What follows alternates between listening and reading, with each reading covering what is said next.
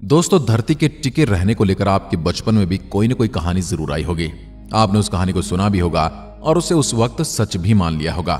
ऐसी कहानी एक मैंने भी सुनी थी, जिसमें कहा गया था कि नंदी के सींग पर हमारी धरती टिकी हुई है, और जब नंदी एक सींग से दूसरे सींग पर धरती को बदल लेता है, तब उस समय धरती पर भूकंप आ जाता है।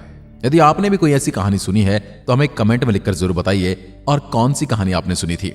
लेकिन सवाल वही का वही है कि हमारी पृथ्वी आखिर अंतरिक्ष में टिकी हुई कहां है। दोस्तों, जब पहली बार इंसान ने पृथ्वी से ऊपर उठकर उड़ान भरी, तब उसने पहली बार धरती को आसमान में देखा और उसे समझ नहीं आ रहा था कि वो क्या देख रहा है। दोस्तों, हमारी पृथ्वी देखने में बड़ी सुंदर है और अभी तक ब्रह्मांड में यही एकमात्र ऐसा ग्रह है जहां हमने पता किया है जहां पर जीवन है। यानी हमारी पहुंच में अभी तक हमने कहीं भी जीवन के दर्शन नहीं किए हैं। लेकिन कभी दिमाग में यह सवाल हमेशा आता है और आता रहेगा कि आखिर हमारी पृथ्वी अंतरिक्ष में किस चीज पर टिकी हुई है, क्योंकि पृथ्वी के दाएं बाएं ऊपर नीचे कुछ है ही नहीं इसके ऊपर ये टिक सके। इतना ही नहीं, पृथ्वी किसी डोर या धागे से भी नहीं बंधी है, तो फिर कैसे सूरज का चक्कर लगाते हुए एक गति में घूमती रहती है और उस दूरी को भी मेंटेन करती है जिस दूरी से ये सूर्य का चक्कर लगाती है। तो चलिए आज हम इन्हीं सवालों का जवाब हमारी इस वीडियो में देने की कोशिश करते हैं। अंतरिक्ष में सूरज का निर्माण और अन्य ग्रहों के अस्तित्व में होने से ही लाखों सालों में कई परिवर्तन हुए हैं, या फिर यूं कहें जिनकी वजह से धरती पर जीवन संभव हो पाया है।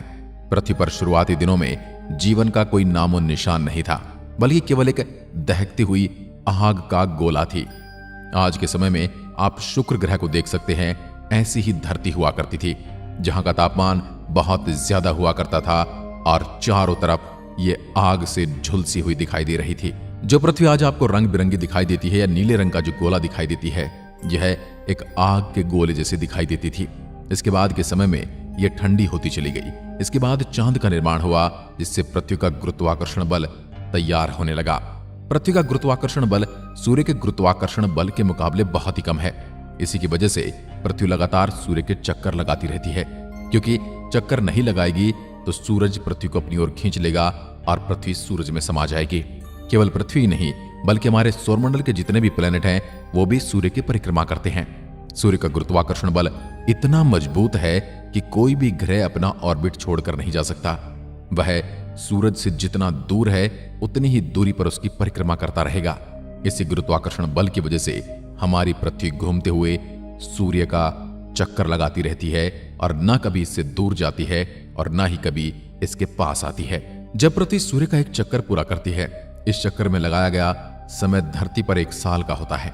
लेकिन यहां पर एक सवाल यह भी उठता है कि पृथ्वी का सूर्य के साथ कनेक्शन केवल गुरुत्वाकर्षण बल का ही नहीं है, फिर इसके पीछे कोई और भी वजह है। अगर सूर्य का गुरुत्वाकर्षण बल इतना मजबूत है तो फिर क्यों वह पृथ्वी को अपनी ओर खींच नहीं लेता, पृथ्वी को निगल क्यों नहीं जाता, पृथ्वी को अपनी ओर आकर्षित क्यों नहीं कर लेता। वैसे अगर देखा जाए, जिस वस्तु का गुरुत्वाकर्षण बल ज्यादा होता है वह दूसरी वस्तु को अपनी ओर खींचने लगती है। उदाहरण के लिए, जैसे अंतरिक्ष में कोई उल्कापिंड या क्षुद्र ग्रह पृथ्वी के ऑर्बिट में दाखिल होता है तो पृथ्वी का गुरुत्वाकर्षण बल उसे अपनी ओर खींचता है। इसका परिणाम यह निकलता है दोस्तों, उल्कापिंड और क्षुद्र ग्रह का टकराव पृथ्वी से हो जाता है। ऐसे में यह कह सकते हैं कि पृथ्वी सूर्य से केवल गुरुत्वाकर्षण बल से ही नहीं जुड़ी हुई है, बल्कि इसके अंतरिक्ष में टिके रहने का कारण भी यही है। वास्तव में पृथ्वी अपनी धुरी पर 24 घंटे में एक बार घूमती है, जिसके परिणाम स्वरूप धरती पर दिन और रात संभव हो पाते हैं। 24 घंटे में पृथ्वी की घूमने की इस प्रक्रिया को रोटेशन ऑफ अर्थ कहा जाता है, जिसे हम हिंदी में अपने ही अक्ष पर घूमना कहते हैं। पृथ्वी अपनी धुरी पर घूमती हुई सूरज का 1 साल में 1 चक्कर पूरा करती है, तो उस प्रक्रिया को रेगुलेशन ऑफ अर्थ कहा जाता है। सूर्य पृथ्वी और अन्य प्लेनेट को अपने गुरुत्वाकर्षण बल में बांधे हुए है, जिसके परिणाम स्वरूप सारे प्लेनेट उसकी परिक्रमा करते हैं। ऐसे में हमारे मन में यह भी सवाल आता है कि सूर्य में इतना गुरुत्वाकर्षण बल कहां से आया, जिसकी वजह से सारे प्लेनेट उसके आगे पीछे घूमते रहते हैं और एक स्थान पर ठहरे रहते हैं। सूर्य का गुरुत्वाकर्षण बल कैसे धरती की पोजीशन को तय करता है?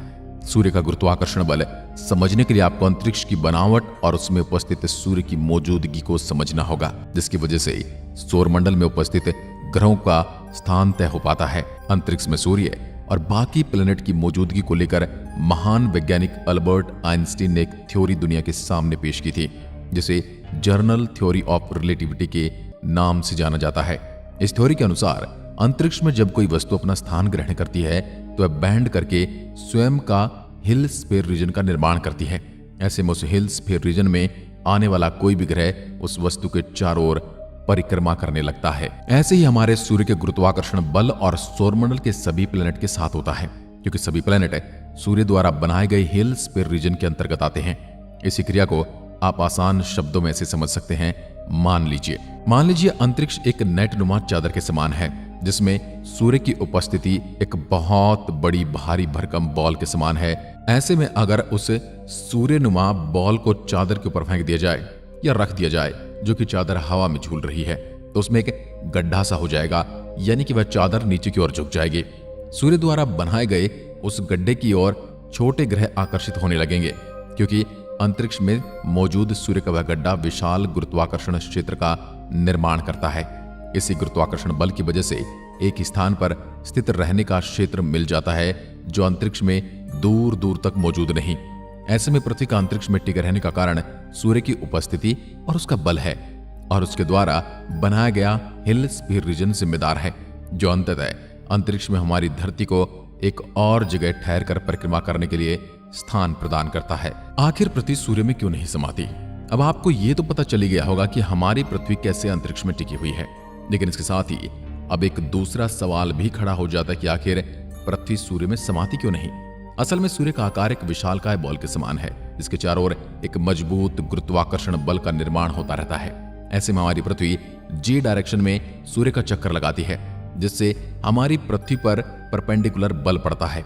इसका मतलब यह है, अगर सूरज अपनी जगह पर मौजूद न हो तो हमारी पृथ्वी अंतरिक्ष में गोल गोल रोटेट करती हुई एक ही दिशा में आगे की ओर ट्रैवल करने लगेगी, और पता नहीं ये इस अंतरिक्ष में कहां चली जाएगी। ऐसे अंतरिक्ष में हमारी पृथ्वी का सफर कभी न खत्म होने वाला सफर बन जाएगा, क्योंकि अंतरिक्ष का न तो कोई छोर है और न ही कोई अंत है। हमारी धरती एक भटके हुए उल्का पिंड की तरह कहीं भी चली जाएगी। इसके परिणाम स्वरूप हमारी पृथ्वी पर न तो दिन होगा, न ही रात, और साल तो कभी होंगे ही नहीं। सब कुछ एक जैसा हो जाएगा। लेकिन सूर्य का विशालकाय आकार और उसकी आवर्ती गोल होने की वजह से पृथ्वी जब सूर्य के पहले कार्वेचर पॉइंट से दूसरे कार्वेचर पॉइंट तक का सफर तय करती है, तो सूर्य के कार्वेचर पॉइंट की वजह से पृथ्वी का डायरेक्शन उसके कर्व की तरफ झुकने लगता है। इसलिए हमारी पृथ्वी इसी झुकाव वाली अवस्था में सूर्य का चक्कर लगाने लगती है, जिसकी वजह से सूर्य के गुरुत्वाकर्षण बल से सीधा इफेक्ट होकर सूर्य के अंदर नहीं समाती।